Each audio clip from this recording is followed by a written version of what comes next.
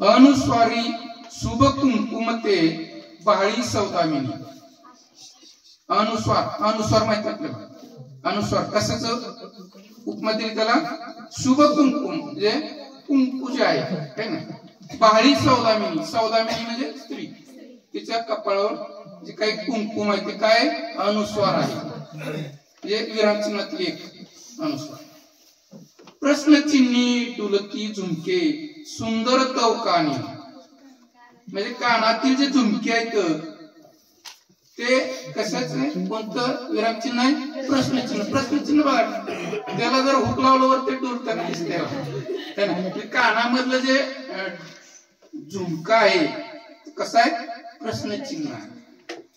नाकावरती स्वल्प विरामी शोभे तव नथनी. नाकातील नथनी जे आहे ते कोणतं विरामचिन्ह आहे? स्वल्प. स्वल्प विराम कसं आहे ना, नथनीसारखं दिसतंय ना. बघा, म्हणजे 3 विरामचिन्हांनी ती स्त्री आता नटलेली आहे. आणखी पुढे सासरंगार चालू आहे. काना काना गुंफुनी माला खुलवी तुझ कामिनी. काना काना काना गुंफुनी माला म्हणजे माळ असते गळ्यातली, पट्टी वगैरे असते नाही.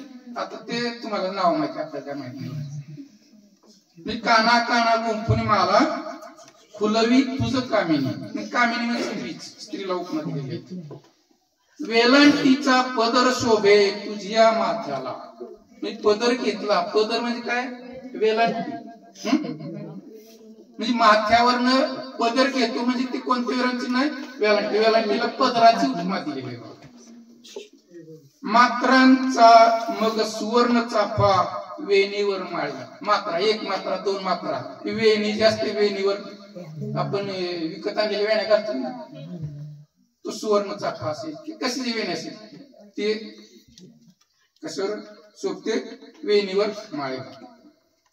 उद्गारांचा तोगे छल्ला लटके कमरेला. उद्गार वाचे चिन्ह खाली टिंब असते वा, ते छल्ला कमरेला लटकल्यावर जसं दिसत तशा पद्धतीनं.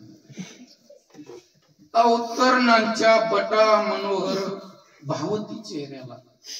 बटा सोलेले असते बघा, कानाला पुढे सोलेले असते काय की नाही. म्हणजे ते जे काही बटा आहेत ते काय अवतरण, सिंगल अवतरण, डबल अवतरण बघ ना.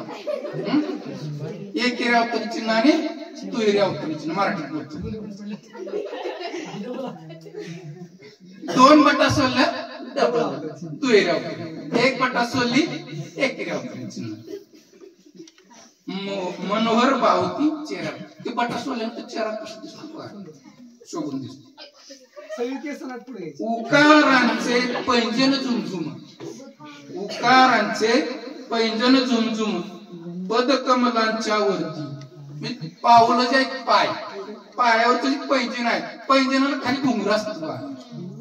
ते घुंगर कशाचे उपमा दिली? तिथं उकार, पहिला उकार, दुसरा उकार, छुम छुम छुम. म्हणजे उकारांचे पैंजन झुमझुम पदकमलांच्या वरती. पदकमल पायाला कशाची उपमा दिलेली आहे? कमळाची. मराठी भाषेत शोभिवान आहे. इंग्रजी काय म्हणलं? फुट. इंग्रजी काय म्हणलं असतं? फुट. फुट म्हणजे मग तिथं शोभून दिसते ते.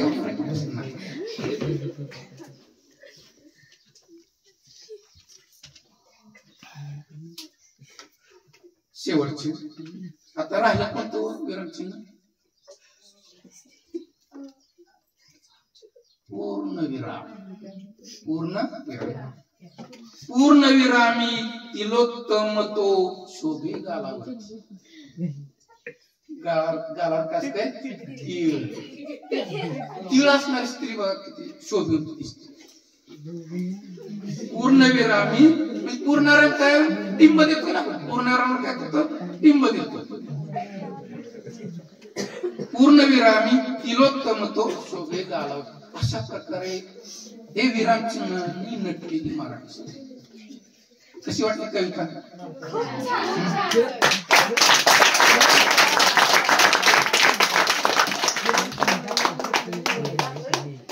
विरामचिन्हाने नटलेली मराठी भाषा.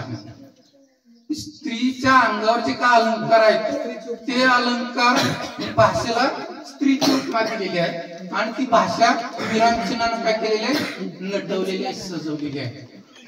तर अशा प्रकारे या मराठी भाषा गौरव दिनाच्या परत एकदा सर्वांना शुभेच्छा देतो आणि मी माझं इथं मनोगत थांबवतो. जय महाराष्ट्र, जय मराठी.